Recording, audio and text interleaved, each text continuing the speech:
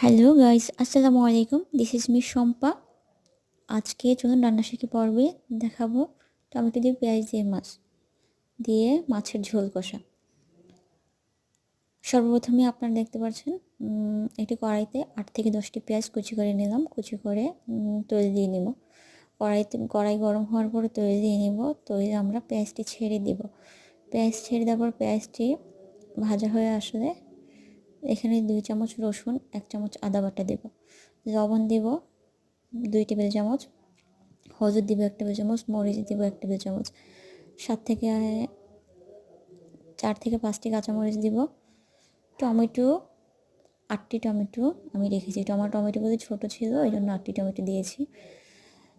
টমেটোগুলো এই মশলা কষানির ভিতরে দিয়ে দেব। মশলা কষানিতে এই টমেটোগুলোতে একটু পানি ছাড়বে, এই জন্য আমি অল্প পরিমাণ পানি আগে দিয়েছিলাম। এখন টমেটোগুলি যখন একসাথে মিক্সড করব, তখন নাড়াচাড়া করতে করতে টমেটোগুলো একটু নরম সিদ্ধ হয়ে আসার পরে আমরা এখানে আবার নেড়ে দেব, দেখতেই পাচ্ছেন। তারপরে ঝোলটা যখন শুকিয়ে আসবে, তখন আমরা নাড়াচাড়া করতে করতে করতে করতে পেঁয়াজটাও, মশলা, টমেটো, মরিচ সব কিছু একসাথে মিহি হয়ে আসবে। তখন পর্যন্ত আমরা মৃদু আঁচে রান্না করব, আর একটু পর নেড়ে চেড়ে দেবো যেন লেগে না যায়। অন্য একটি পাতিলে আমি গরম পানি করে রেখেছি। তরকারিতে কুসুম গরম পানি দিলে তরকারির স্বাদ বেড়ে যায়।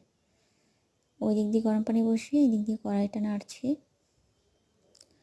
আপনারা দেখতেই পাচ্ছেন টমেটোগুলি আর একটু সিদ্ধ হবে।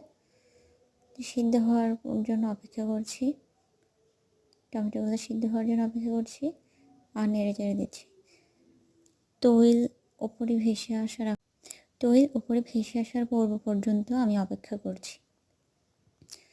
তারপর অফ ক্যামেরা আমি ঢেকে দিয়েছি। তারপর গরম 2 মগ কুসুম গরম জল আমি দিয়ে দিয়েছি। ঝোলটা যখন দেওয়ার পরে আমি নাড়াচাড়া করব। অফ ক্যামেরায় আমি এটা ঢেকে দিয়ে আরেকটু ঝোল শুকিয়ে নিয়েছি। যখন ওপরে তৈল ভেসে আসবে, তারপরে আমি অন্য হাঁড়িতে ভাত বসিয়ে দিয়েছি। রাইস কুকারে ভাত ছিল, ভাতটাও দেখাচ্ছি। ভাত ছিল, আজকে আমাদের রেসিপিতে ছিল টমেটো দিয়ে পেঁয়াজ দিয়ে মাছ আর ভাত। আরেকটা রেসিপি ছিল লাল শাক ভাজি, আরেকটা ছিল বাঁধাকপি ভাজি।